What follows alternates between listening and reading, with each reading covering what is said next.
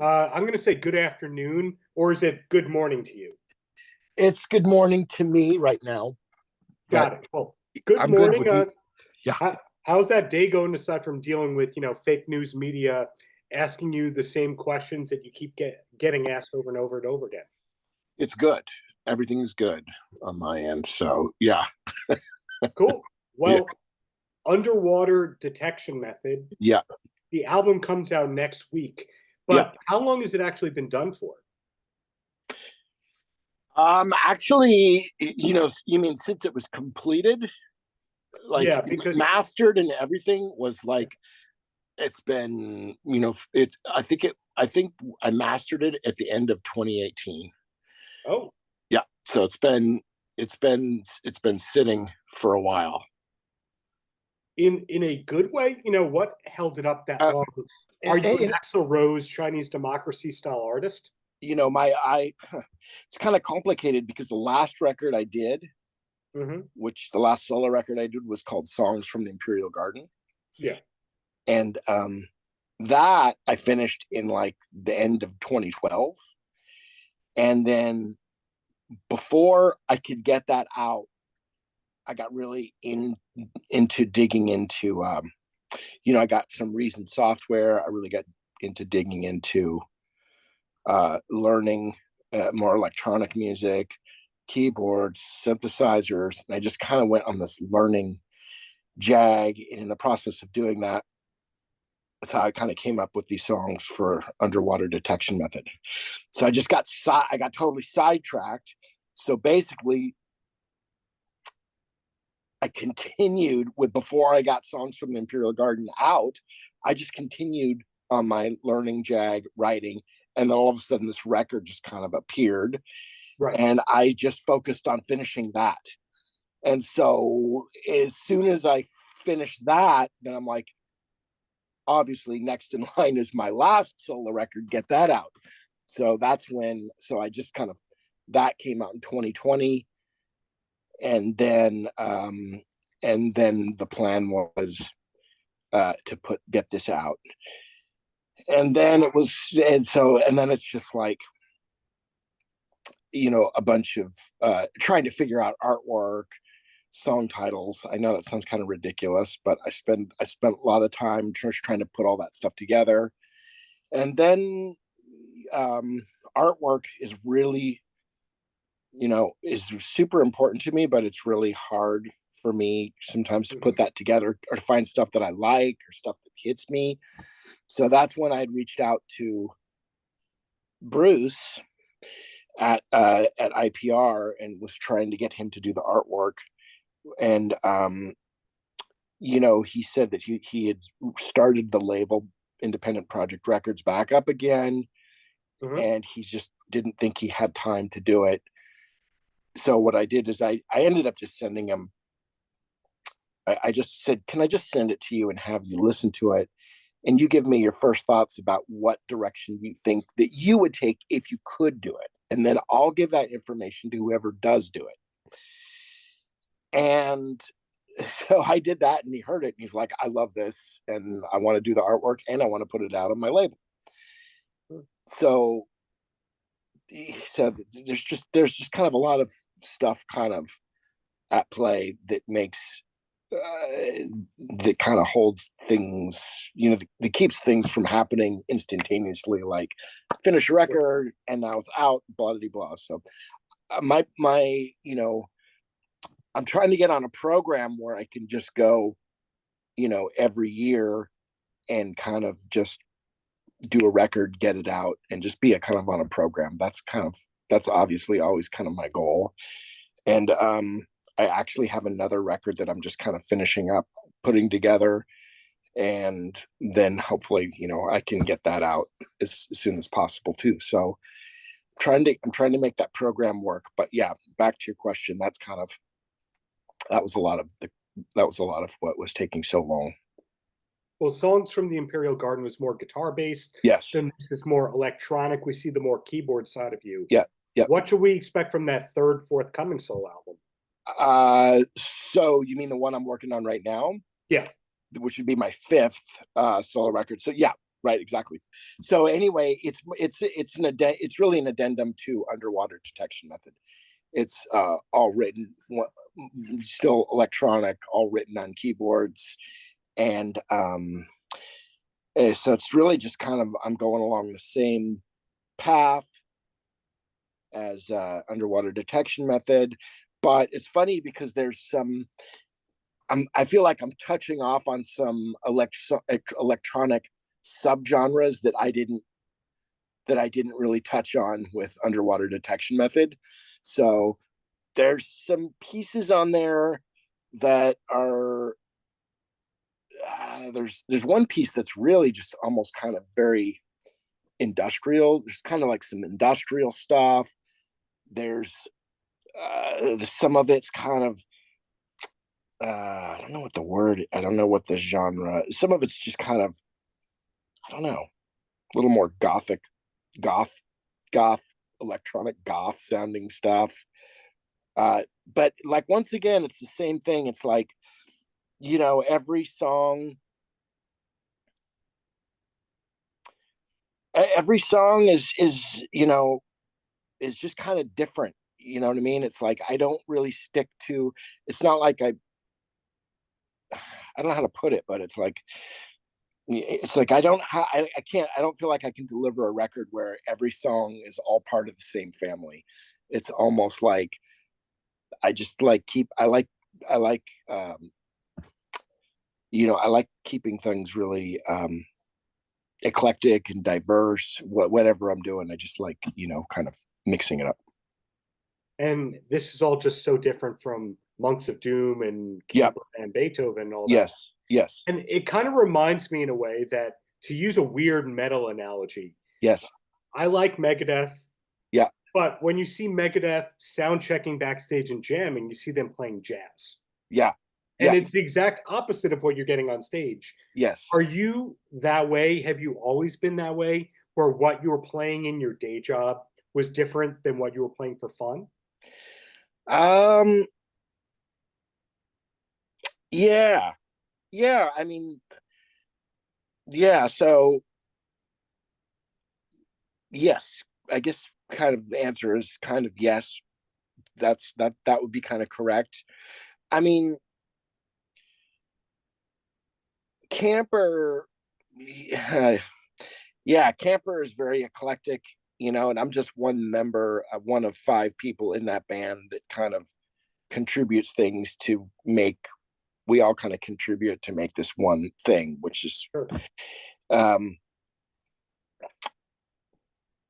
and so, well, that's a that's a really good question. But basically, I've always, before I was in camper van Beethoven, I was like really into listening to like Brian Eno and all this other Sure. more like electronic based stuff.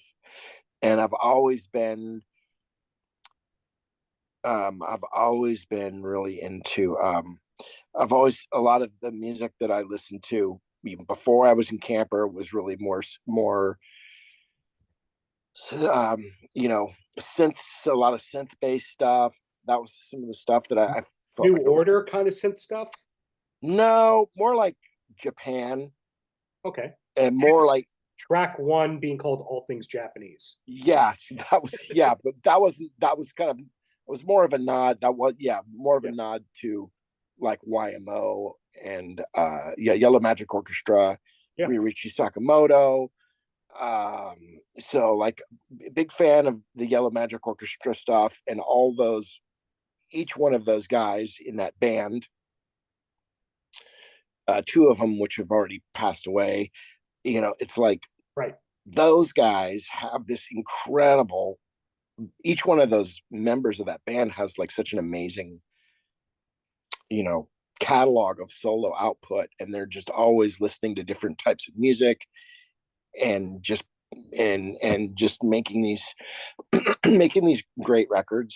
A lot of them that I kind of connect to more than others.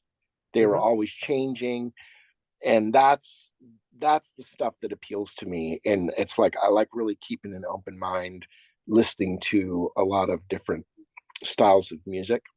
Mhm. a lot of different genres, see what kind of stuff filters in, creeps into my own music.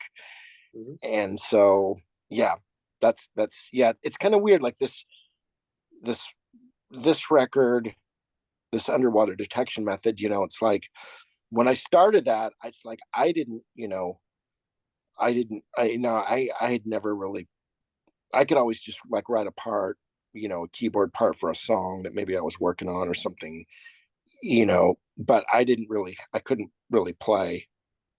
And so I felt like this was like a catalyst for me to kind of learn, Mhm. play.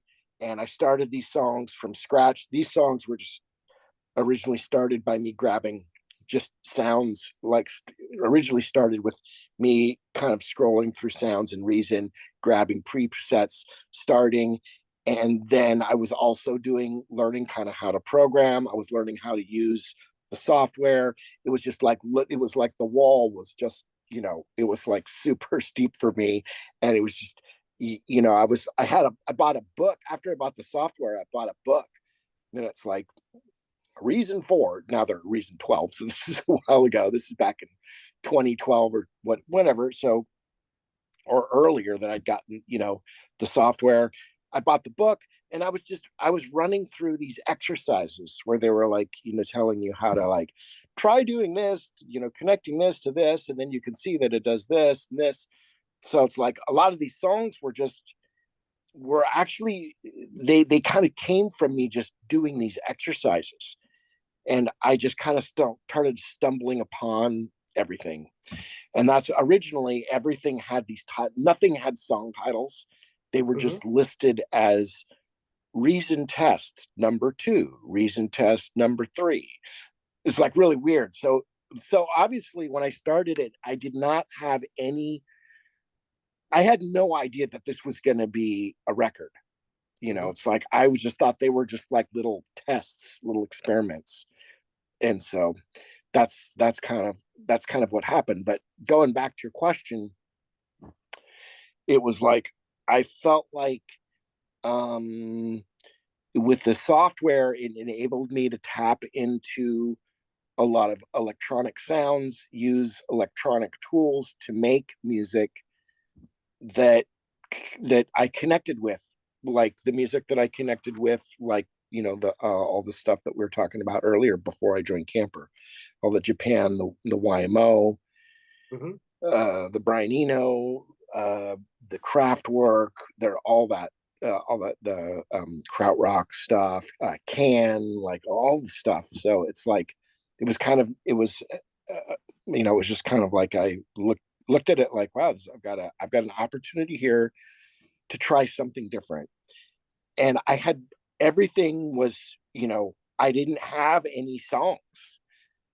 I'm used to like doing demos where I have a guitar and I Right. come up with a chord progression, or I come up with a melody, and then I kind of know what I'm doing, and then, or vocals, and then I know what I'm doing when I start.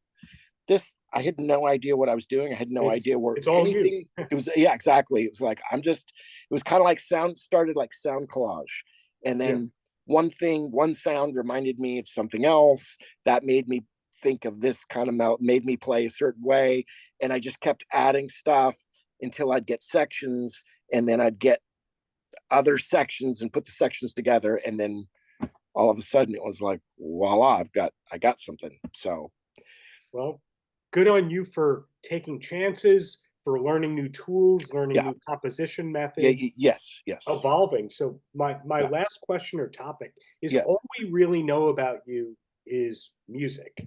yes, Your solo career, yeah, camper, yes. etc. When you're not busy with music, what's the number two passion away from all this, when you don't have to go on the road, when you don't have to deliver a record? uh wow. That's really, that's a really interesting question. And I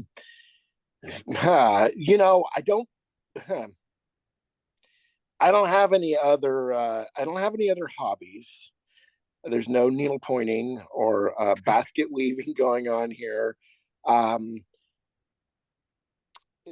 the other things that I like to do are just seem incorporated into my everyday life, which is I love exercising, getting outside. I love riding my bike, although I've been on a hiatus. I had like an arm injury.